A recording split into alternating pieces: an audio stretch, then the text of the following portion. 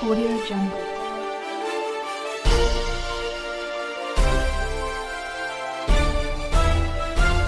Audio Jungle. Assalamualaikum and very good morning to everyone. Today we will discuss about the topic, the issue is Tawarruq. Tawarruq is a financial instrument in which a buyer purchases a commodity from a seller and a deferred payment basis, and the buyer sells the same commodity to the third party on the spot payment basis, which is the payment is on the spot. The buyer basically borrows the cash needed to make the initial purchase. Tawarruq is a sometimes controversial product because the intention of the commodity purchase is not for the buyer's use or ownership. Certain scholars believe that the transactions are not Sharia compliant. Their argument is that the absence of any real economic activity creates interest, which is prohibited in the Sharia. Now we move to the next point with our first panel, and the topic is about the identify this principle applied in the product and what the issue that relate with our topic.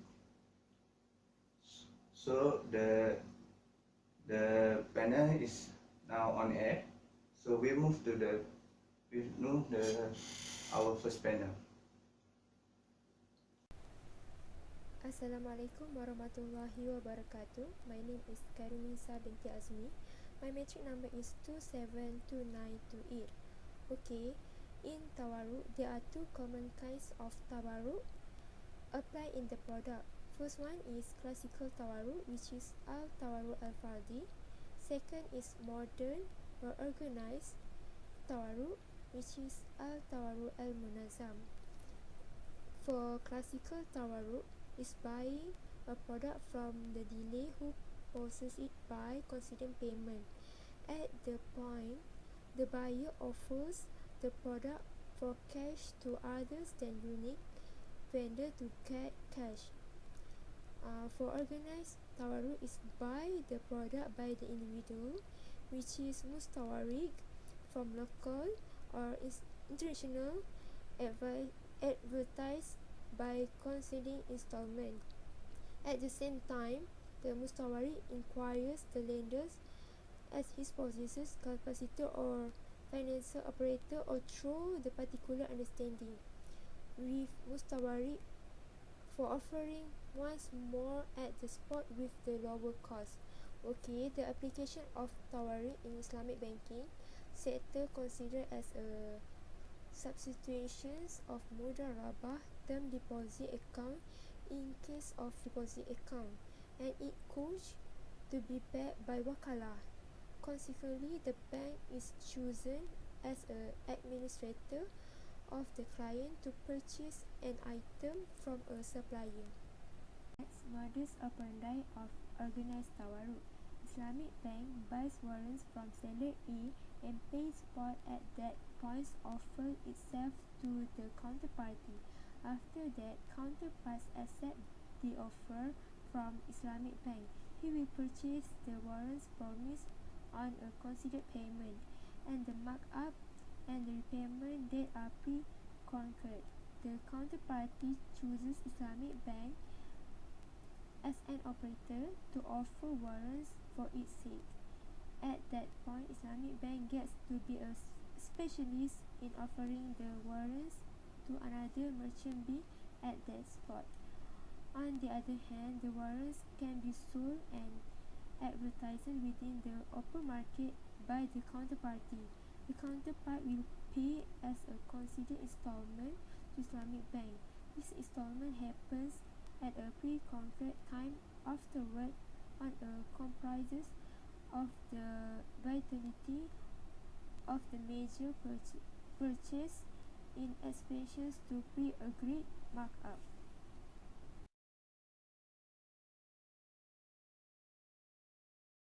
Next, modus operandi of organized Tawarruq. Islamic bank buys warrants from seller A and pays spot at that point, offer itself to the counterparty. After that, counterparts accept the offer from Islamic Bank. He will purchase the warrants promised on a considered payment, and the markup and the repayment date are pre-concurred. The counterparty chooses Islamic Bank as an operator to offer warrants for its sake. At that point, Islamic Bank gets to be a specialist in offering the warrants to another merchant B at that spot.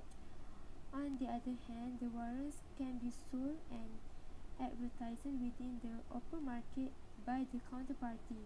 The counterpart will pay as a considered installment to Islamic Bank.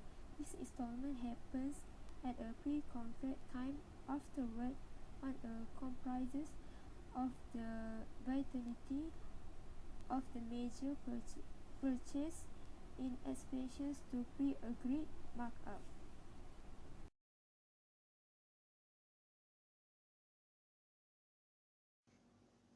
Thank you for the good explanation. Okay, we move. Now we are on air with our second panel who discuss with us the structure of Tawarruq and also the affecting of the issue to the company or organization. So now here we go. My name is Nurhani Farhana binti Harmizi, metric number 272826. Today, I'm gonna present about what are the issues of this topic and how those issues affecting the organization or company. There are several crucial issues pertaining to Tawarruq. One of these issues is controversial in deciding the legality, as many scholars have different views whether Tawarruq is permissible or not. There is not yet a result of organized Tawarruq of all scholars, and these issues is still disputable among the different scholars. Thus, there is no agreement on the rule of Tawarruq until presently. The resistance still exists on the ground for some critics who say that Tawarruq-based financial product bear a striking resemblance to interest-based product. For instance, the Islamic Fiqh Academy of Rabitah Alam Islami Mecca ruled that any product structure based on Tawarruq concept should be considered as haram or forbidden in Islamic law. Scholars who do not permit the utilized of the Tawarruq consider it illegal and must be absent from all banks. In any case, many Islamic banks utilize Tawarruq in their transactions, but there has never been a consensus on their permissibility. Another issue is the needs for more alternative to avoid any disallowed in this transaction. It has been alleged that most contemporary Tawarruq structure are a hilah or a trick to legitimize or circumvent interest taking. In fact, the deception in the practice of modern Tawarruq was a major reason the OIC Fiqh Academy ruled it as impermissible. Islamic financial institutions ought to look for barely to discover a strong alternative and must follow Sharia guidelines to avoid any hurt in their exchange. Tawarruq as being practiced by Islamic banks in Malaysia seems to be circumvent hilah indeed. The permissibility of this trade is with condition, where the buyer cannot resell the commodity to the initial sellers at the lower price. Neither directly nor with an intermediary. If it is executed in such a way, it is classified as bai' al-inah, which is prohibited, and is comprised the hilah for riba, which leads to a prohibited contract. On the other hand, Islamic financial institution will be appear up as specialized of just imitating the conventional framework. Their utilization in Islamic concept will be as a camouflage of riba. Moreover, the issues of Tawarruq is encouraging the proliferation of debts. There is no real income from organized Tawarruq. In fact, Tawarruq leads to new debts more than cash amounts received. The wide usage of Islamic debt instruments such as Tawarruq increases the proliferation of debt. This is because private debt accumulation in a supposedly Sharia-compliant way has been made easy by instruments such as Tawarruq. This may cause a passive effect on the truthfulness and safety of the Islamic banking industry in general. the implicit mechanism become disconnected from the real economy without increasing in the net wealth of society. Okay, thank you to the second panel to the explanation. Okay, we already discussed the structure, issue, and the principle of Tawarruq. So I think not complete if we didn't discuss about the challenge of to managing the issue. To answer that question, I invite our third panel who are already on air. So here we go. Assalamualaikum warahmatullahi wabarakatuh. My name is Nur Zaima Aliana binti Zainuddin and my metric number is 272936. I will discuss the challenge for a company in managing the issues. First, while there are disputes over Tawarruq's admission of permission and prohibition, a number of concrete Islamic banks can drive a significant number of Tawarruq transactions in connection with treasury operations. What is treasury operations? Treasury operations includes management of an enterprise's holdings with the ultimate goal of managing the firm's liquidity and mitigating its operational, financial, and reputational risks. Treasury management includes a firm's collections, disbursements, concentration, investment, and funding activities. In larger firms, it may also include trading in bonds, currencies, financial derivatives, and the associated financial risk management. Most banks have whole departments devoted to treasury management and supporting their clients' needs in this area. Banks can basically contract with a researcher who supports these things to be basic to empower financial activity without entering in riba transaction. The Sharia board of these banks endorses these operations. Second, in any case, utilization of unadvised of Tawarruq and a few other comparative debt instruments by Islamic banks fill the observations that the IB's utilities instruments which bases on interest without taking after the Sharia in its substance and without realize the Islamic economic goals. Thus, the bank should show evidence that the use of Tawarruq has been reviewed and utilize instruments which base Sharia compliant to meet Islamic economic goals. Therefore, Islamic banks will not face much of the criticism of Tawarruq, which says Tawarruq contains hilah, fraud, because it is a component that combines usury and it contains shubha, doubt. Third, in terms of agency, Tawarruq's strict prohibition is due to the process. For example, making money with money without real exchange. Furthermore, the commodity of Tawarruq is not really occurred, but only documents done by parties from one place to another, or they use the same commodity in various transactions of murabaha, which makes Tawarruq illegal and forbidden. Therefore, Islamic banks should provide the right processes and regulations to avoid misunderstanding all parties. Okay, well done. We almost done our discussion. To complete this interview, now I honored to invite last panel to conclude this topic about Tawarruq. Assalamualaikum warahmatullahi wabarakatuh. My name is Wani Aida binti Encik Zakwan. My metric number is 273231. So now I will discuss on possible solution to overcome the problems or issues. Based on the establishment and focus of the application of Tawarruq Malaysia, there are few findings towards the view from the component of the item. To begin with, the resolutions for permitting the practice of Tawarruq push that the genuine association of the product within the important trade is profoundly required. Real transfers of commodity are required as the foremost critical condition concurring to resolve.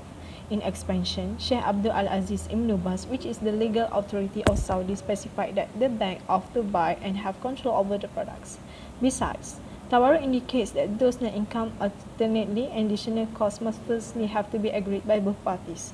No premium will make charges to the client on account from claiming default portion. As expressed in Sharia guidelines, indication that Tawarruq deal the special cost of the good and all costs expressed by the initial buyer to pick up must be clear and known to the buyer in Tawarruq transaction, and with this, the master characterized the sale of Tawarruq as the sale of a product with its unique cost included and concurred open profit. Most of the scholars endorse that the frame of essential Tawarruq transaction is permitted in the case the merchant has had the item by genuine ownership and trade the item to the buyer. But in case this transaction associated with other circumstances, it will be changed by the regulating either Tawarruq, either not consent or details. In addition to this, the scholars unanimously agree that the original Tawarruq is permissible, considering it as a type of sale product, except organized Tawarruq, which is a matter of disagreement among scholars. Some of them have forbidden organized Tawarruq based on the principle of its connection to the concept of riba. Bursa Suq Aksila. In current years, Tawarruq or commodity murabahah has been translated into Malaysian capital market practice known as Bursa Suq Aksila or Commodity Murabahah House. The practice of Bursa Suq Aksila was approved by Sharia Advisory Council. Bursa Suq Aksila is initiated to solve the issues pertaining to Sharia violation in organized Tawarruq in a manner such as the ownership of the underlying asset, possession, delivery, and agency problem. However, regarding the issue of the underlying asset ownership, Bursa Suq Aksila provides a fully electronic system that will recognize and verify ownership through electronic certificates.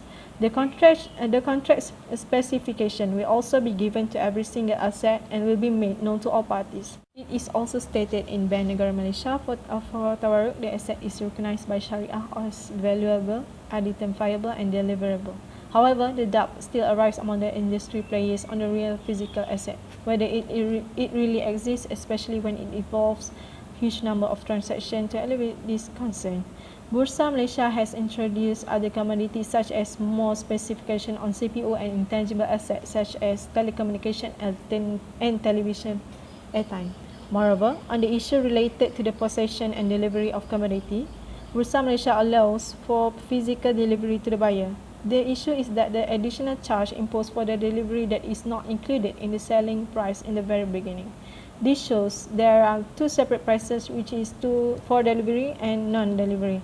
It also seems that there is no intention to result in delivery from the beginning when structuring the product. In the case of possession, accounting and auditing organization for Islamic financial institutions mention that the commodity should not return back to the seller by virtue of prior agreement or coalition between two parties, or according to tradition to solve the issue. The sale of commodity is conducted on a random basis and do a price bidding to reflect the real market. In the case of agency appointment, it is also clearly stated that wakalah system in Tawarruq is prohibited. It seems that there is no measure to address this specific issue in basis. In fact, for Tawarruq term deposit, the practice must be supported by agency. Furthermore, in the Bank Negara Malaysia, Tawarruq permitted is mentioned that the contracting parties in the each sale and purchase contract in the Tawarruq may enter into the sale and purchase contract through a wakil. Okay, for the last part, to conclude the Tawarruq, to make the easier one to looks like my math. Okay, for the first seller, they go to the manufacturer to buy the merchandise, which is 100,000 with a payable with for example we thought 12 month. Okay, then the manufacturer give a merchandise to the seller. Then to get this return, the seller sells to the buyers, which is 150,000, which is also payable. So the sellers get 50,000 return from that. With the end of the last panel before, our interview done done. So last word from me. If I have any mistake, I would like to apologize it. That Thank you for everyone to watching us. Thank you and see you soon.